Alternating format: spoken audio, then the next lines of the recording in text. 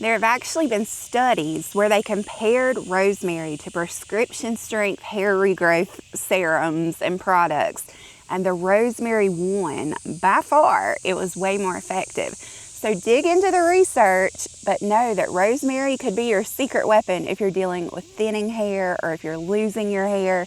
And today I'm going to show you how to use it.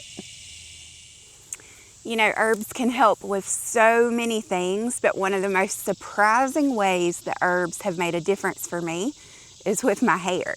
And today I want to teach you about an herb that can help with hair loss. And so for me, I had Lyme disease, and I've told you guys that story recently. And while I was going through the protocol to get well from Lyme, something terrible happened. My hair just started to fall out. And there was this one particular day when I was taking a shower and I was washing my hair and I went to rinse it, and as I'm like running my fingers through my hair, I pulled my hands away and it was full of just handfuls of hair. And I've always had long hair, and I know it's just hair, and I know there are lots of people that lose their hair for different reasons, but I was devastated. Like, it shook me. I had been dealing with joint pain and autoimmune problems and tons of health issues, but losing my hair, it really messed with my mental health. I started to feel some kind of way about that. So I turned to herbs, just like I was using for everything else. And in herbalism, there's this thing called the doctrine of signatures, where it's a theory that the way a plant looks gives you a clue as to what it would help with. This is rosemary, and if you look at rosemary, it looks sort of like a hair follicle looks under a microscope, and that is our clue that rosemary is helpful for hair. And so in that situation, when I was dealing with Lyme disease, my hair was falling out, I reached for rosemary, and today I'm going to teach you exactly what I did to stop the hair loss, to get my hair to grow back and come back in thick and full, and how you can use rosemary for lots of things too, but specifically for hair. So today we're going to start by just cutting some rosemary to dry. I actually like to use dried rosemary for what we're doing today, but this was a good reminder that I needed to cut some and dry it. So I'm grabbing some rosemary from the garden. We're going to take it into dry, and then I'm going to show you exactly how I made the hair serum that really saved my hair. So a quick tip when you're cutting your herbs fresh from the garden, never take more than 1/3 of the plant, because you want to leave enough that the plant can kind of recover and come back from the harvest. So cut off, the upper third and leave the rest so it can regrow. We got our rosemary. Let's take it in and let's make a hair serum. So we have our fresh rosemary, and now it's time to turn this into a serum. So I grabbed my handy dandy notebook, because every herbalist needs a good notebook to keep our notes in. And I wanted to tell you exactly why this works, because I know you guys are going to ask me. So rosemary is incredible. It has so many benefits, but it's antimicrobial, so it can help on the scalp level. If you have dandruff that's coming from like a microbial situation, rosemary will help. It's also going to stimulate the circulation on your scalp. So for people who struggle with hair loss from things like alopecia, that's how it's going to help. It's going to stimulate new growth by increasing the circulation to your scalp. Now, rosemary contains 2 different acids that make it super effective. We have ursolic acid and carnosic acid, and you can research these if you want to geek out on all of the intricacies of rosemary. But the big idea here is that it's going to work on your scalp, not on the hair itself. So what we're going to do is make an oil out of this. We're going to infuse this into an oil, and then the way I used it is I would keep it in a little dropper bottle just like this, and then I would put it on my scalp probably 2 to 3 times a week. You don't have to do it every day, but on a regular basis. So let's make it, and then I'll show you how to use it. So for this, you're actually going to need dried rosemary. Remember, we harvested fresh. We're going to dry this for a future batch. But in this jar, I have rosemary that's already been dried and removed from the stem. Again, I wish we had smell-o-vision, you guys. It smells so good. Rosemary to me smells like Thanksgiving. That's what it makes me think about the holidays. So I'm going to take an empty mason jar and we're going to fill it halfway full with dried rosemary. Now you could use fresh rosemary for this in a pinch. I have done that, but here's why I prefer to use the dried.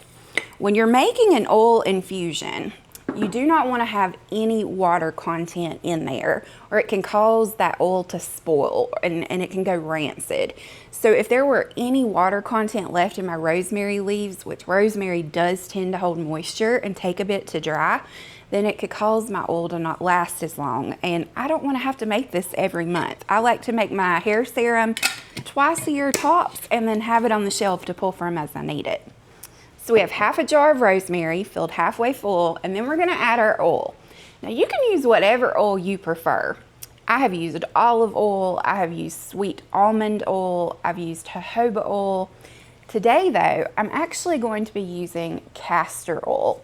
And the reason I'm choosing castor oil is castor oil has its own effects for hair regrowth, and it's really good for scalp health. So I'm almost going to get like a double-decker medicinal effect by stacking the rosemary and the castor oil together.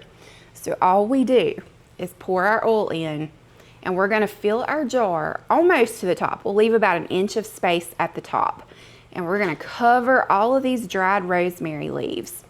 And we want these to infuse for at least a month. So I like to sit this like in a sunny windowsill and kind of let the sunlight help it. Some people prefer to keep it in a dark cabinet, but you want to shake it every day or two just to encourage the infusion process. And I'm going to actually shake this up now so we can make sure it's fully mixed, because sometimes that rosemary likes to clump in the bottom. See how it's clumping? We might even have to get a spoon to mix it good. There it goes. So you're going to shake it up, and you want to thoroughly mix your rosemary in with your oil. And then you may have to add more oil. So you can see now our level has dropped. So we're going to add a little bit more. So once this is done infusing, let's say a month has passed and our oil is ready, the next step is we're just going to strain it out. You're going to need like a fine mesh strainer, and you're going to strain all of the rosemary out of the oil. And when you just have the oil left, it will smell like rosemary, number one, which is really nice. Like it gives your hair a good smell. But once it's strained out, then I like to put it in these dropper bottles. And so once it's made, here's how you're going to use it. This is so simple. So you'll take a bit in your dropper bottle. About a dropper full is usually about enough. Don't put it in your hair. You want it on your scalp. So I would start like at my part line and literally add a few drops just like this. And then you're going to go in and massage it. I mean, you really want to massage it into your scalp, because remember, we're trying to stimulate blood flow for new growth. Then go through and part it again. So maybe I'd part down the middle this time. And then I'm going to go in and I would add a few more drops at the scalp there.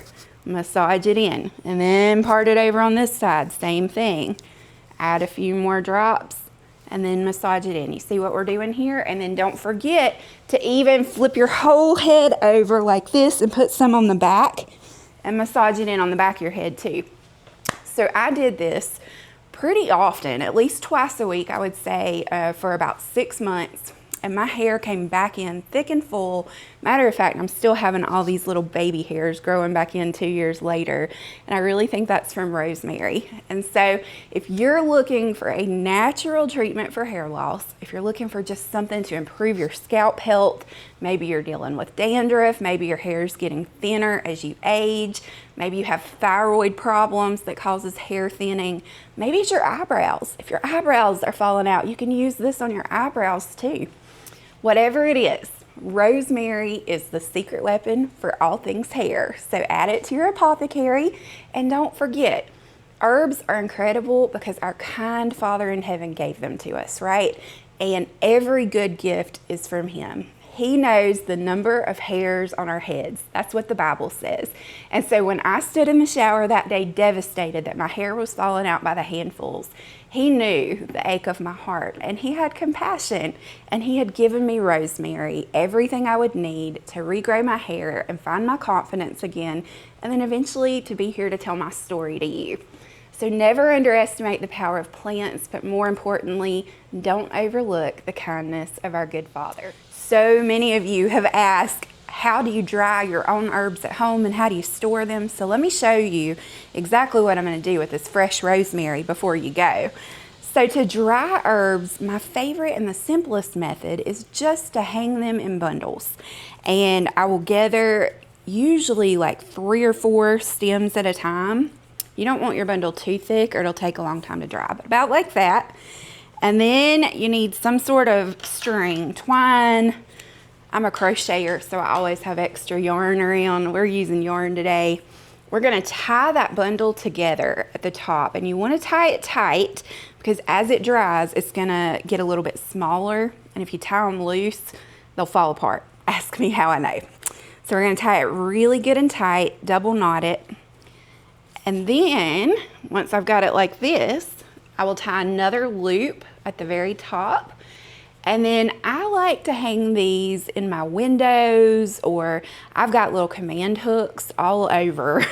We hang them on the walls, in the windows, literally anywhere. You could hang these outside. If you have a greenhouse, that's a great place to dry herbs.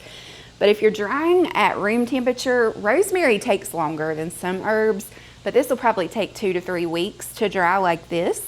But that's exactly the easiest way to dry them out. And once they're completely crumbly, no moisture left, then you can come remove all the leaves from the stems and put them in a mason jar like this dried rosemary you see here. And you can see the color difference. It's bright green when it's fresh, and then it's more of a brown when it's dried. So if you want to do this faster and you're like, I don't want to wait 2 weeks for dried rosemary, you could put it in a dehydrator, or my favorite way to preserve herbs by far is a freeze dryer. And now a freeze dryer is an expensive investment. I know not everybody has one. We got one a few years ago to preserve vegetables, but then when I tried my herbs in it, I realized I would have bought that thing just for herb preservation, as many blends and tinctures as I make. And the finished product, when you freeze dry herbs, is just so much better. They retain more of their medicinal value. So if herbalism is something that you plan on pursuing hardcore, like you're going all in on this, put a freeze dryer on your wish list and save up for it. Matter of fact, I'll link the one that we have in the caption for you so you can check it out. And then last thing before we go today, I want to invite you to take advantage of a little free gift. So we have a private community called the Homestead Hive, where we teach classes every week about gardening, herbalism, canning. And this month, we actually have a really cool special going for back to school, where if you join, you get your first month free. So for those of you who have been asking for my tea recipes and asking like, how are you storing your herbs, and you just want to learn more, I want to invite you to take advantage of that free trial, because you can jump in and watch my older teaching videos and get caught up, and you can download printables and have all my recipes. So I will link that below, absolutely free for your first month, and then it's $19 a month if you decide to stick with it, which I think you will. It's a lot of fun. It's a good Christian community, and we just talk all about good, simple living. So I think you'll love it. But come join us, grow some rosemary, make a hair serum, dry some herbs, and remember, God loves you and you have a purpose, and He gave us good plants for a reason.